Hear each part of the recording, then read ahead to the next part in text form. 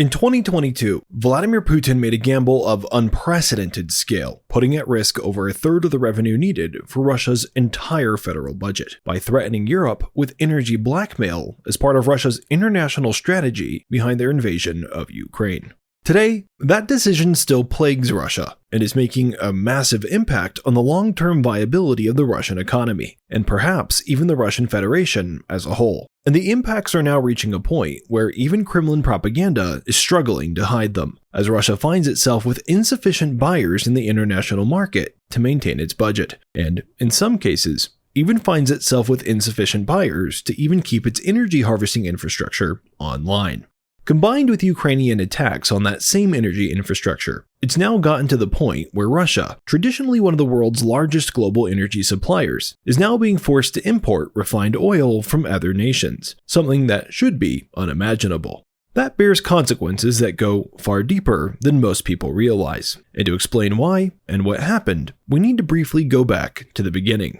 When Russia initially invaded Ukraine, the plan was for a very brief mission where they would capture most or all of the entire country within just a few weeks, something akin to the blitzkriegs that Germany accomplished, capturing large swaths of Europe leading up to World War II. This move would not only have given Russia more territory and more clout on the political stage, but it would have also done something more tangible for the Russian elite ruling class. If Russia had captured all of Ukraine as planned, it would have dramatically strengthened their position over European energy supply and energy transportation, since Russia's biggest potential competition came from newly discovered Ukrainian energy fields and the energy pipelines that ran across Ukrainian territory to the markets in Europe. Capturing Ukraine not only would have eliminated this potential economic threat and turned it into an asset, but it also would have secured Russia's long-term standing as a global leader in energy profits, most of which would continue to trickle their way into the personal pockets of Russian oligarchs, and from there to Vladimir Putin.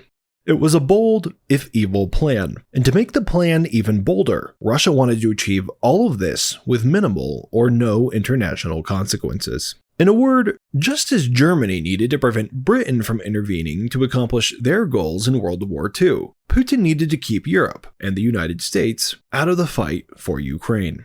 Putin believed his ticket to achieving this was the fact that European nations were largely dependent on Russian oil and gas to keep their economies afloat. So if Europe supported Ukraine against Russia's invasion, or put sanctions against Russia for their actions, Russia would be able to retaliate by simply turning off the tap on their oil and gas exports to Europe, forcing them to stay out of the conflict entirely, or to take a minimal role at best.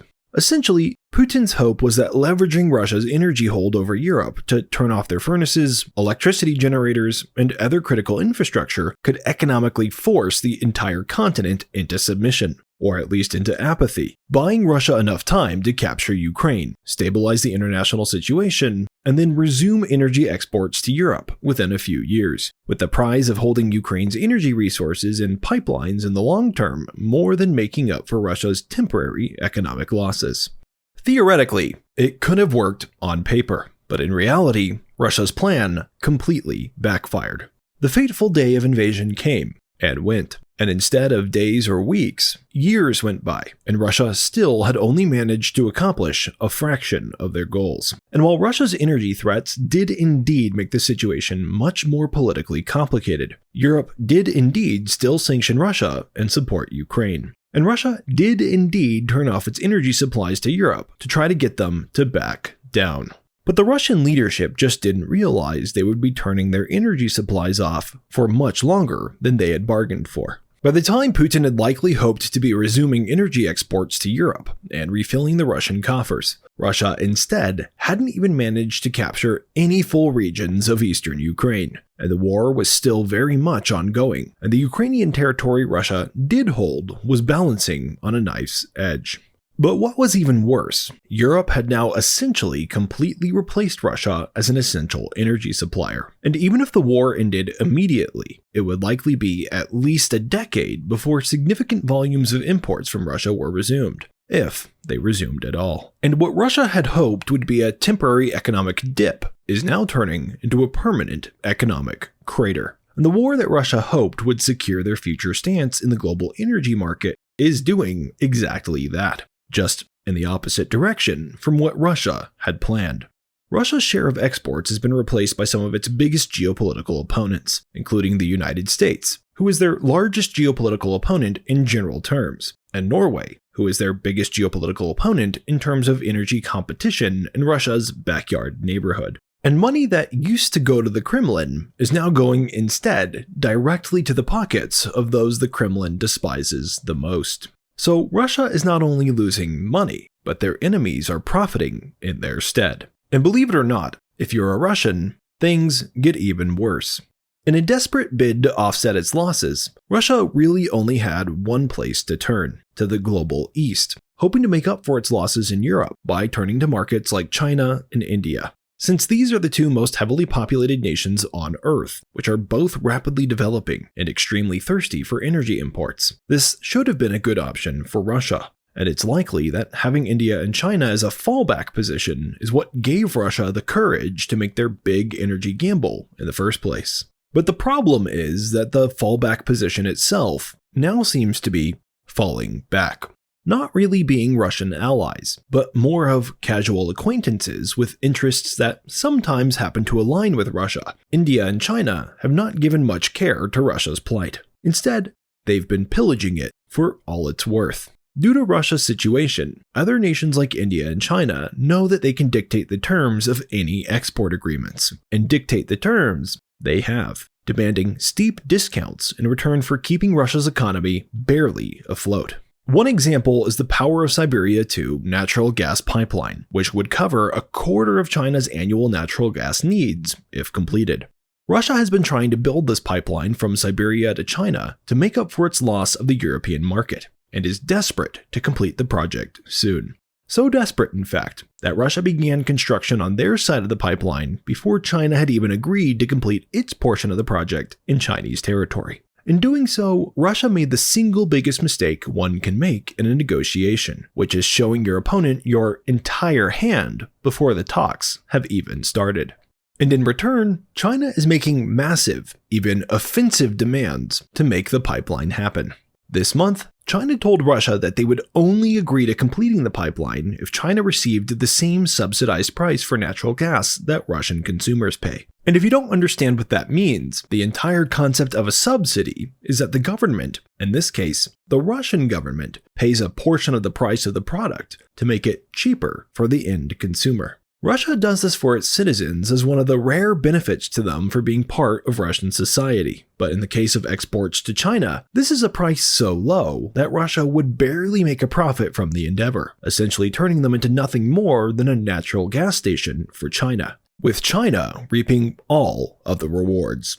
This isn't just about cheap gas. It's about a shift in power dynamics, and China is flexing over Russia big time. And the problem is, Russia doesn't have a whole lot of other options to choose from.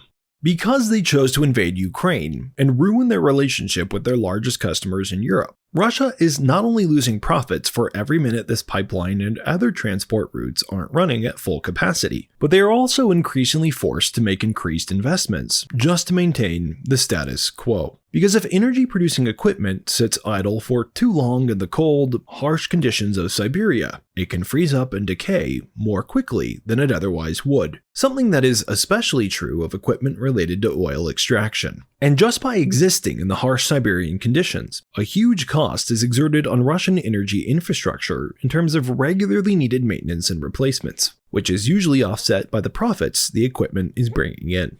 But without buyers, Russia cannot keep its energy-producing infrastructure online, and it cannot offset the cost of maintenance, which, when deferred, just makes problems exponentially worse, and exponentially more expensive the more that time passes. The problem is exacerbated by the fact that Russia has always been a harvest and export economy, meaning they generally don't have the capacity for storing energy beyond what is needed in the short term, between the time it is harvested and immediately loaded into a transportation system and sold.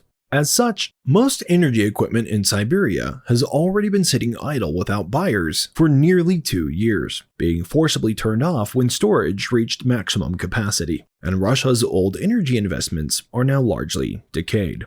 When they restart, it might not be as hard as rebuilding from the ground up, but with every day that passes, the costs get exponentially higher.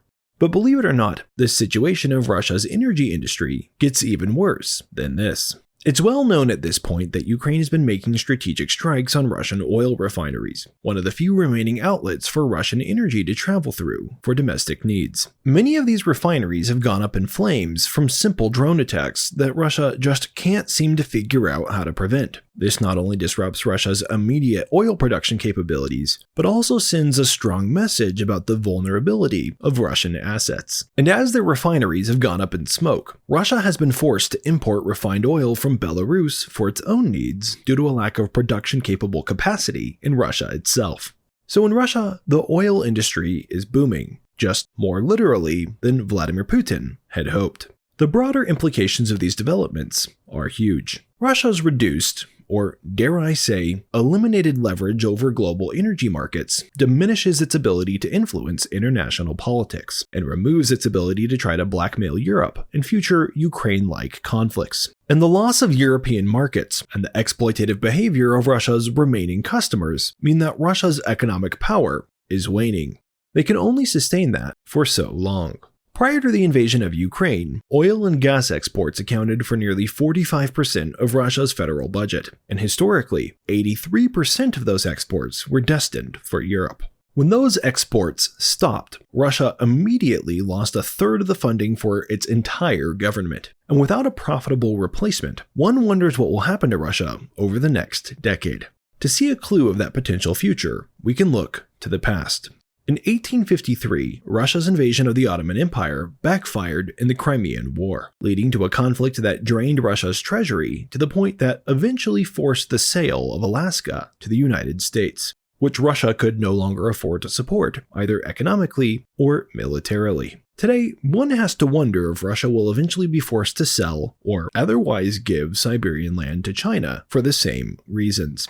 Actually, it may already be happening at a small scale. For more on that, check out my video on China's moves in Siberia, which helps provide more underlying context for why China might be playing so much hardball when it comes to the Power of Siberia 2 pipeline. And by the way, if you want more analysis from the Icarus project, be sure to check out my new second channel, where I'm able to get out several additional videos for you every single week.